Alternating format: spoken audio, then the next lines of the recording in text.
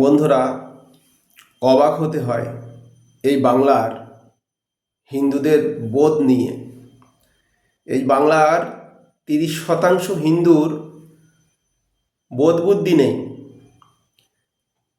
কারা শত্রু আর কারা বন্ধু এই বোধ এই 30% হিন্দুর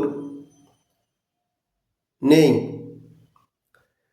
বাংলাদেশ থেকে আগত শরণার্থী হিন্দুদের যাদের কেন্দ্রীয় সরকার নাগরিকত্ব দেওয়ার আইন এনেছে, সিএএ,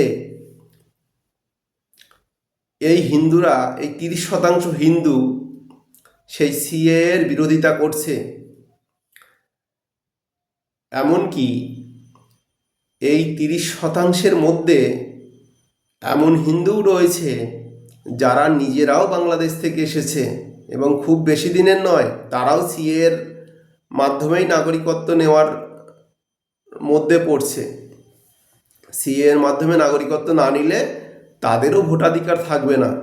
অথচ তারা এমন এক মতাদর্শের আওতায় রয়েছে যে মতাদর্শের কারণে তারা সিএ আইনের বিরোধিতা করছে। এবং তাদের এটাও মত যে বাংলাদেশ থেকে অনুপ্রবেশকারী মুসলিম যারা এখানে এসে জনবিন্যাসের পরিবর্তন ঘটিয়েছে তাদেরকে রেখে দেওয়ার ওকালতি তারা করছে। এদের বোধ বুদ্ধি কবে হবে বন্ধুরা? এরা যে পথে চলছে তার ভবিষ্যৎ পরিণতি কি হতে পারে তার উদাহরণ তো বর্তমান ব্যবস্থা। যে আমরা যে ফল ভোগ করছি তার উদাহরণ আমরা নিজেরা। অথচ তাদের সেই বোধ এখনো বোধের উদয় হচ্ছে না। বাংলাদেশি হিন্দু যারা বাংলাদেশে টিকে থাকতে না পেরে ধর্ম বাঁচানোর জন্য এ দেশে আসছে, তারা অতীতে কি হয়েছিল সেই ঘটনার উপরে তাদের কোনো অবদান ছিল না। ঐতিহাসিক ব্যক্তিরা যে ভুল করেছিল, জনবিন্যাসের যে পরিবর্তন হয়েছিল মতাদর্শগত,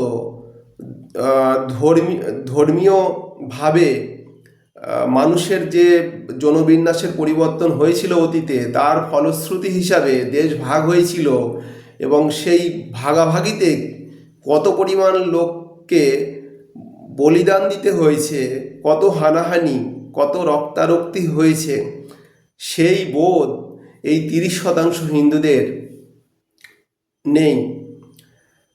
এদের বোধোদয় কবে হবে বন্ধুরা?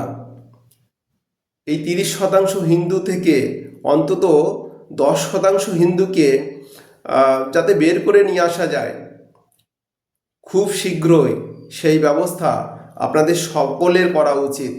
না হলে ভবিষ্যতে এর ফল সবাইকে ভোগ করতে হবে।